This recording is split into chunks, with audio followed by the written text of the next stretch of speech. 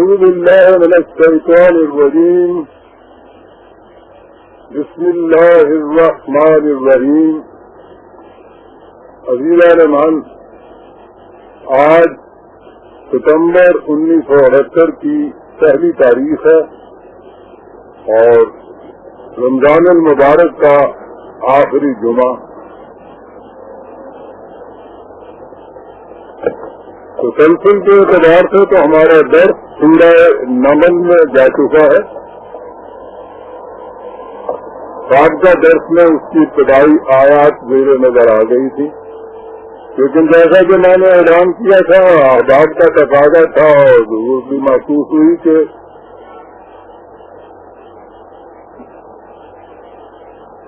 رمضان کے اس آخری دنوں میں اس درس میں روزوں کے متعلق میں کچھ عرض کروں. مسئلے مسائل تو آپ کے سامنے ہیں. تو قرآن کریم کی جو 3 آیات ہے جن کے اندر اس نے نہایت جامعیت سے اس کے متعلق سب کچھ کر دیا ہے، تو مسئلے مسائل تو نہیں، میں اس کی غرض و غایت بیان کروں گا کہ قرآن نے اس کا مقصد کیوں بتایا ہے، یہ کیوں فرض کیے گئے، روایت ان کی کیا ہے. قرآن کریم کی ایک بڑی خصوصیت یہ بھی ہے کہ وہ جہاں کوئی حکم دیتا ہے، کوئی قانون بتاتا ہے، اس کے ساتھ ہی یہ کہتا ہے کہ اس کا مقصد کیا ہے، اس کی غرض کیا ہے، اس کی غایت کیا ہے، اس سے ہوگا کیا، اس کا راشنل کیا ہے.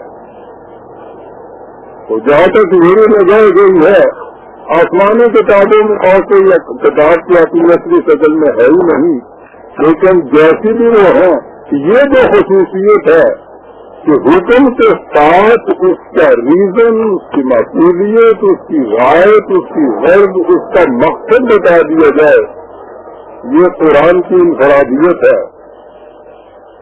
اور یہ بہت بڑی چیز ہے. خالی حکم دے دیا جائے ٹھیک ہے، ماننا تو پڑتا ہے، لیکن اس میں ایک استبداد کی جھلک ہوتی ہے. آج مانتے ہیں کہ حکم حاکم مرگ مفادات بہرحال ماننا ہی ہے،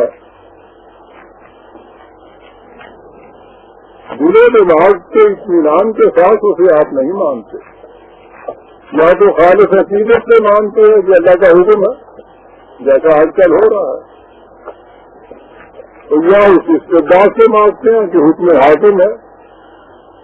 دونوں صورتوں میں اس کا تعلق یا اس کی تعمیل جو ہے اس کا اثر آپ کی ذات پہ کچھ نہیں پڑتا، آٹومیٹک ہوتا ہے. یہ مکینیکلی آپ ایک چیز کر دیتے ہیں، بلکہ دل میں تو اس کے خلاف کچھ باتیں اٹھتی ہیں کہ خام خواہی یا مجھ سے یہ کچھ کرایا جا رہا ہے.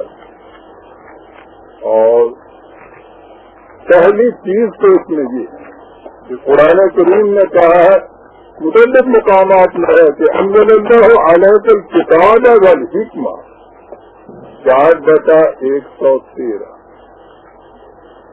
نازل کی خدا نے، احکام نازل کیے، قوانین نازل کیے اور اس کے ساتھ ہی ان احکام و قوانین کی غرض و غایت بھی بتا دی کہ مقصد اس سے کیا ہے. اور یہ چیز جو ہے ریزن کو اپیل کرے گی. آپ اس میں سوچیں گے، دیکھیں گے کہ اس کا یہ مقصد بتایا گیا ہے، اور جب آپ اس کے مقصد اور غایت سے مطمئن ہو جائیں گے تو یہ جو حکم کی تعمیل ہوگی یہ کسی مستبد حاکم کے ایک حکم کی تعمیل نہیں ہوگی، آپ کے قلب کا اپنا تقاضا ہو جائے گا کہ واقعی مجھے یہ کرنا چاہیے، اس سے کہ اس سے یہ ہوگا تو اس میں میرا فائدہ ہے. پہلی چیز تو اس میں یہ ہے کہ خدا نے یہ چیز ہم سے نہیں کری کہ حکم اس نے دیا ہو، اور کیا ہم یہ کریں کہ صاحب یہ کیوں حکم دیا گیا ہے، خود ہی بتایا ہے کہ یہ کیوں حکم دیا ہے اس نے. اور دوسری چیز اہم یہ ہے کہ یہ جو حکم دیا گیا ہے ساتھ اگر بتا دیا گیا ہے کہ اس پر عمل کرنے سے یہ ہوگا، تو آپ قدم قدم پر جائزہ لیتے جائیں گے کہ جو کچھ آپ کہتے ہیں اس سے وہ ہو رہا ہے یا نہیں جو کچھ اس نے کہا تھا. اگر تو وہ ہو رہا ہے تو آپ اس کی صحیح تعمیل کر رہے ہیں، اور اگر وہ نہیں ہو رہا تو کہیں کوئی کمی کوئی نقص واقعہ. کھڑے ہو جائیں گے آپ. ڈاکٹر اگر آپ کو یہ کہہ گیا ہے کہ ہاں بخار تو تیز ہے، یہ دوائی دیتے چلے جائیے، آدھا گھنٹے یا 1 گھنٹے کے بعد آپ دیکھیں گے کہ ٹیمپریچر لو ہونا شروع ہو جائے گا اس سے، اور شام تک امید ہے کہ نارمل ہو جائے گا. یہ کہہ کے اگر اس دوائی شروع کی ہے تو آپ ہر 8 گھنٹے یا گھنٹے کے بعد دیکھیں گے تھرمامیٹر سے لو ہے یا نہیں. ایک آدھ بار نہیں ہوا تو ذرا اور تھوڑا سا ٹرائل دیں گے اس کو آپ، پھر دیکھیں گے. اور اگر آپ دیکھیں گے کہ نہیں صاحب وہ تو وہی کا وہی ہے، مریض جا رہا ہے، تو آپ اس کو کنٹینیو نہیں کریں گے، جاری نہیں رکھیں گے اس عمل کو. کھڑے ہو جائیں گے، دیکھیں گے تشخیص میں غلطی ہے، دوائی کی تجویز کرنے میں غلطی ہے، دوائی غلط ہے، اس میں کوئی نقص ہے، ہم صحیح طریقے میں دے نہیں رہے. ارے کہ آپ سوچیں گے، مسلسل کرتے نہیں جائیں گے. اسے پریگمیٹک ٹیسٹ کہتے ہیں، استنتاجی طریق، نتیجے سے یہ دیکھنا کہ اس کے مطابق ہو رہا ہے یا نہیں.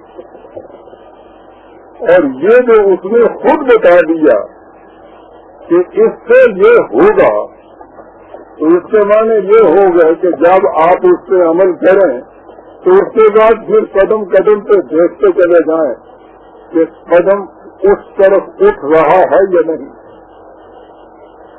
ٹھیک ہے، پہلی ڈوز میں وہ نارمل نہیں ہوگا، لیکن جو اس نے کہا تھا کہ اس سے یہ کچھ ہونا شروع ہو جائے گا، یہ تو آپ دیکھیں گے نا کہ وہ ہونا شروع ہو گیا ہے یا نہیں.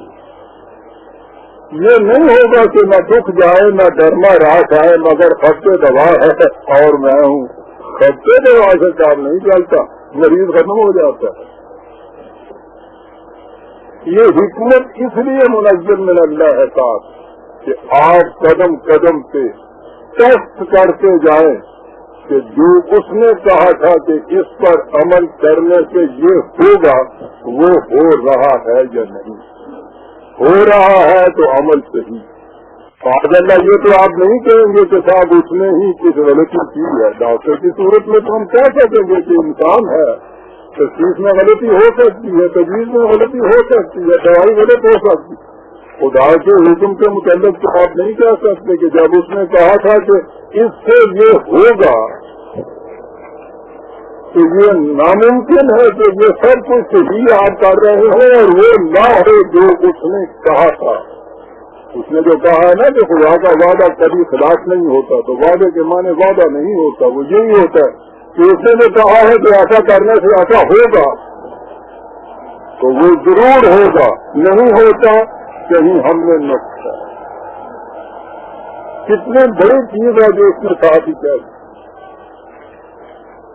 اس سے آپ کا کوئی عمل رائدہ نہیں آ سکتا، بے نتیجہ نہیں رہ سکتا، بیکار نہیں رہ سکتا. ہم خواہی نہیں کہ آپ کرتے چلے جائیں اور اس کا نتیجے کوئی مرتب نہ ہو. پھر اس کے بعد سوال سے کہ آپ یہ کہیں کہ صاحب نتیجہ تو مرتب نہیں ہوتے، لیکن سوال جو ہوتا ہے نا وہ اس کو نہیں مانتا. وہ کہتا ہے کہ یہ ہونا چاہیے جو ہم نے کہا ہے. سوال یہ ہے کہ یہ جنہیں ہم روزے کہتے ہیں، عربی میں تو اس کے لیے لفظ قوم ہے، ہمارے ہاں تو لفظ یہ روزہ ہی ہے. جیسے صلاۃ کے لیے نماز کا لفظ ہے، یہ روزہ ہے، دونوں فارسی ہیں. قوم کے معنی ہوتا ہے جن چیزوں سے رکنے کے لیے کہا جائے اس سے رک جانا. اسے ڈسپلن کہا جاتا ہے، ضبط خیش اسے کہا جاتا ہے.